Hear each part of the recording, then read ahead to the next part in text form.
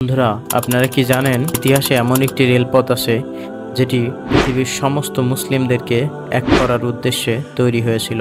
চলুন আজকে আমরা সেই গল্পটি জানবো। আমি আপনাদের নিয়ে যাব এক মহাকাব্যিক যাত্রায়, যেখানে মরুভূমির বুকে ছুটে চলেছিল এক বিস্ময়কর রেলপথ, হিজাজ রেলওয়ে।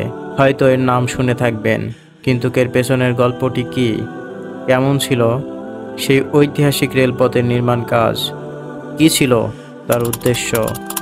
আজ আমরা জানব সেই রহস্যময় ইতিহাস, যা আপনাকে অবাক করে দেবে। তাই ভিডিওটি শেষ পর্যন্ত দেখুন আর আমাদের সঙ্গে থাকুন এই অনবদ্য যাত্রায়। ভিডিওটিকে আমি 5টি ভাগে ভাগ করেছি।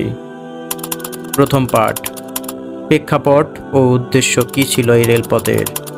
1900 সালের দিকে ওসমানীয় সাম্রাজ্যের সুলতান দ্বিতীয় আব্দুল হামিদ একটি অসাধারণ সিদ্ধান্ত নিলেন।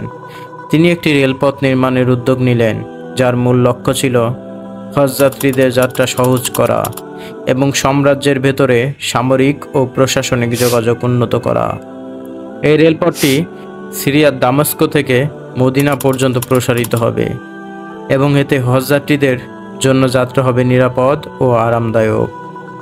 এই প্রকল্পে বিভিন্ন দেশের প্রকৌশলী এবং শ্রমিকরা অংশ নেন। আরব মরুভূমির কঠিন ভূখণ্ড পেরিয়ে এই রেলপথ নির্মাণ কাজ ছিল এক বিশাল চ্যালেঞ্জ। তবুও সুলতানের দৃঢ় নেতৃত্ব এবং প্রকৌশলীদের মেধা ও পরিশ্রমের ফলে এই রেলপথ ধীরে ধীরে বাস্তবে রূপ নিতে থাকে। দ্বিতীয় পার্ট, কী ছিল এই রেলপথের নির্মাণ ও প্রযুক্তিগত দক্ষতা। হিজাজ রেলওয়ের নির্মাণ কাজটি চ্যালেঞ্জিং ছিল, কারণ এটি মূলত মরুভূমি ও কঠিন ভূখণ্ডের মধ্য দিয়ে প্রসারিত ছিল।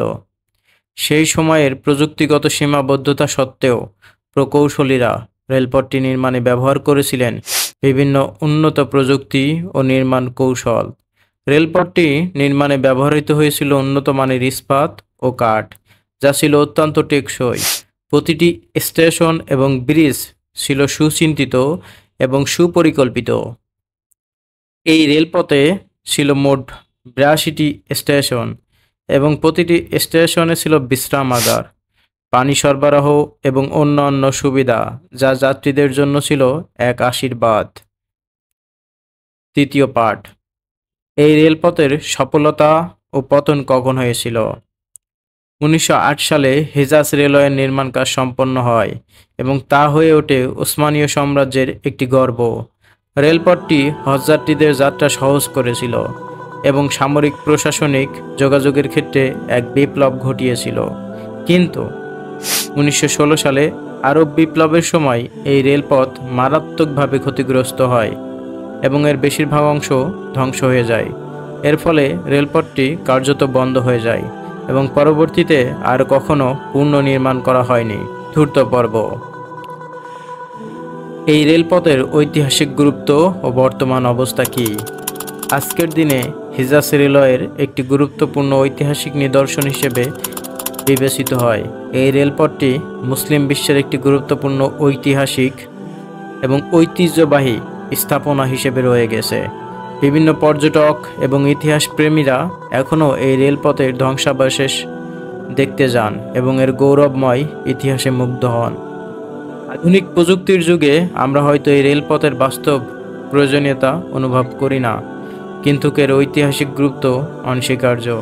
এটি ছিল এক সময়ের সুলতানের দূরদর্শিতা এবং প্রকৌশলীদের কঠোর পরিশ্রমের এক চমৎকার নিদর্শন।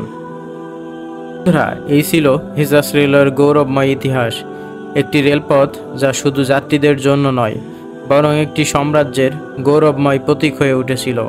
এই ধরনের ঐতিহাসিক কাহিনী আমাদেরকে স্মরণ করিয়ে দেয় যে মানবজাতির প্রচেষ্টা এবং উদ্ভাবন এক অসাধ্যকে সাধন করতে পারে। আপনারা যদি এই ধরনের আরও চমকপ্রদ ইতিহাস জানতে চান, তাহলে আমাদের চ্যানেলটি সাবস্ক্রাইব করে বেল বাটনটি বাজিয়ে দিন। আর ভিডিওটি ভালো লাগলে অবশ্যই লাইক, শেয়ার ও কমেন্ট করতে ভুলবেন না। ধন্যবাদ। নতুন কোনো ইতিহাস নিয়ে নতুন কোনো ভিডিওতে খুব দ্রুতই দেখা হচ্ছে।